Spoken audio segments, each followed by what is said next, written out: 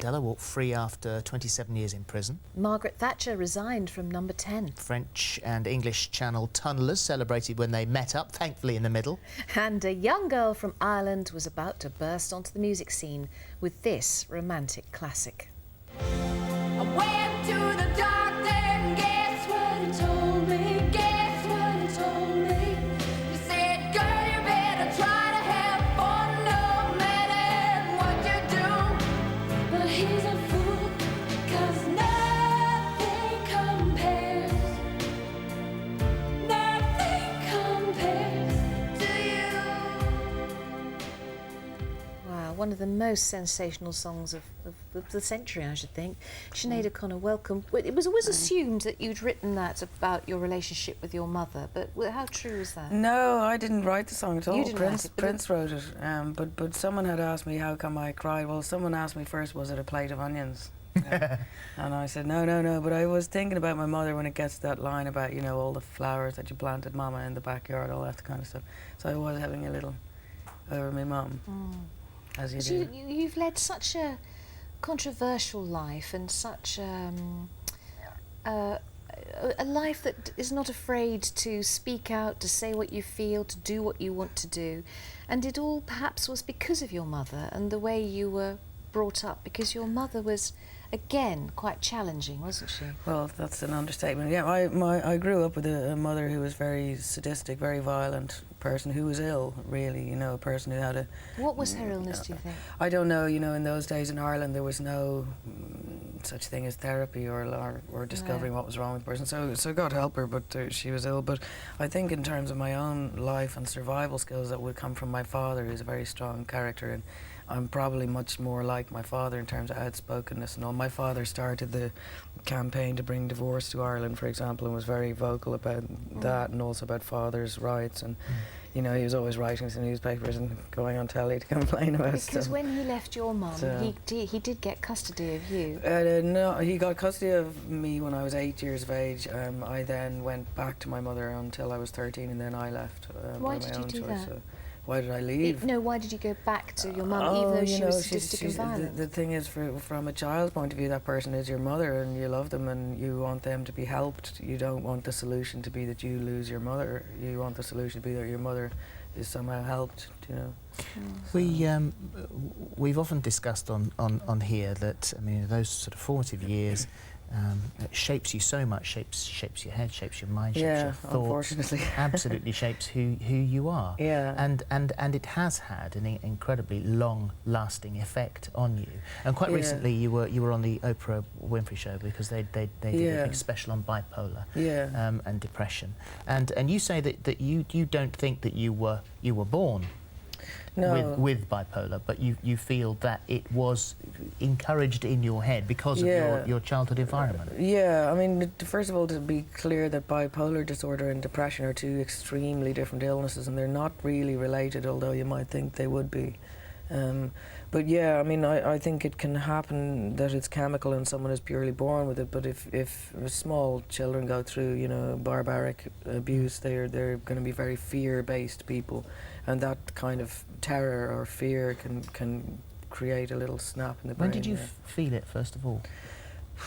I suppose really when I was about 23 is when it began. I mean, I was probably not a happy camper, obviously, growing up, you know. I can kind of laugh about it now because it does seem funny now. But I wasn't a very happy camper, and I was definitely kind of sad and depressed, but my main symptom when I was ill was suicidal thinking, you know. And I never had that type of thinking till I was 23. You attempted suicide at 33, I think. Yeah. And coming over here, I mean, I would have thought that you've suddenly become a huge star. You've got no one to talk to. You've got a job to get on with. Been given a bit of a hard time in the newspapers. Yeah. None of that can help. No, it wasn't. It was piling problem upon problem. Yeah, definitely, it wasn't good. And so when you finally realise what it was, and that you should and could address it. Yeah. What age were you then? I was 38, I think. Well, I'm about to be 41, so it was 4 years ago, so I was 37. It was really, it exploded after the birth of my third child, and if you have a tendency toward bipolar, pregnancy and childbirth can be a real serious difficulty. So it was really after the birth of my third child, who will be 4 now in March. So.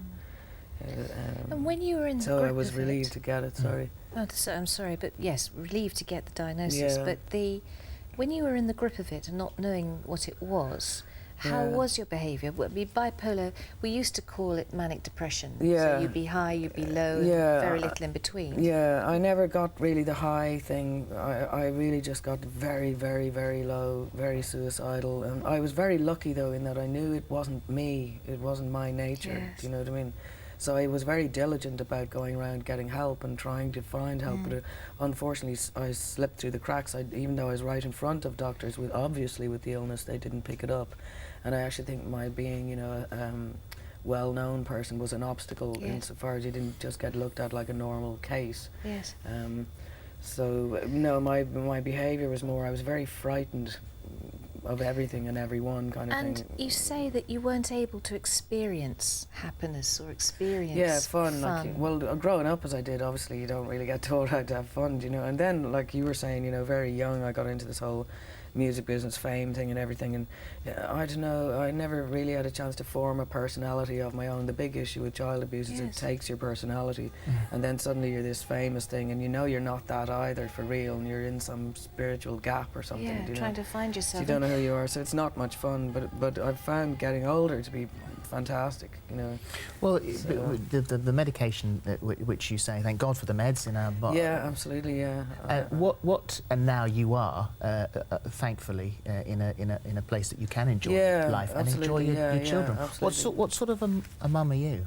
Oh, I've always enjoyed my children. I always consider myself very lucky to have children, because I probably would have gone off the rails a lot more if I hadn't. And I've been a mum since I was 20, so I haven't been able to go completely mental on the class A's or anything, thank God. Thank God. In this music business, God knows what would happen to you otherwise. Yeah. You know? So, but they're not impressed at all, are they? Your 11-year-old says that. They don't care at all. I'm completely embarrassing and uncool, you know. I have this car sticker that says embarrassing my children is a full-time occupation. Absolutely, it's a parent's duty to embarrass their children. Exactly. I know, but I'm a very affectionate mum. Obviously, growing up how I did again affects how you are as a parent, so I'd be very physical, affectionate kind of a mother, you know. I'm not a disciplinarian, obviously. I leave that to my nanny, you know, so we have good cop, bad cop. Yeah. So but the age range is also enormous, 21 to 11 months. And my eldest is 20, he'll be 21 in July, Jake is his name, and then my daughter Roisin will be 12 in July, and she shares her birthday with my next child, which is Shane, and he'll be 4 in July, and then my little one Yeshua is, he will be 1 on the 19th of December. So.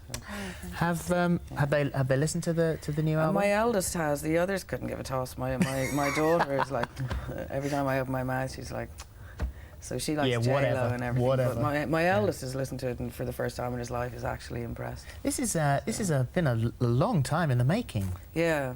So did you say that this is an idea? This is something that you wanted to do when you were 7? When I was kind of real overly religious kid, because I grew up in quite religious country, and but I fell in love with Topol when I saw you know, Fiddler on the Roof. I just fell in love with the whole thing about Judaism and the Old Testament and everything, and particularly him. He was so big and hairy and everything, you know.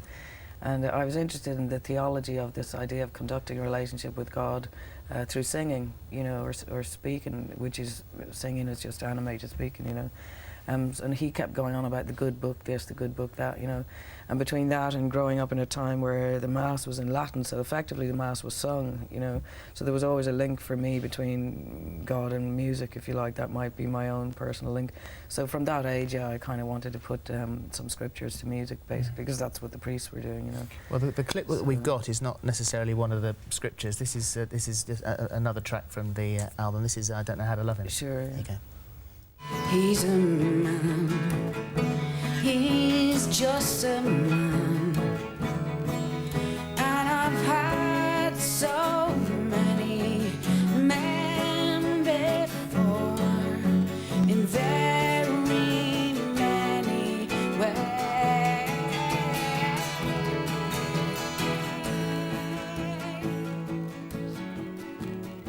sitting down because you were pregnant at Because the I was time. big, fat pregnant. That was about 3 weeks before he was born.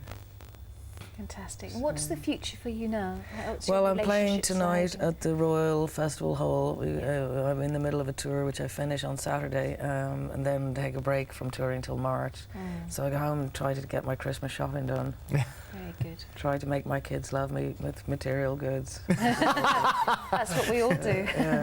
Sinead, thank you very Cool, much. It's a thank pleasure you. to meet Thanks, you. a big And pleasure, thanks. here's the album. It is Theology, and it's absolutely stunning. It's a great pleasure to meet you. Thank you very much indeed. Thanks. Right, we're going to be back in just a couple of minutes with the results of our makeover.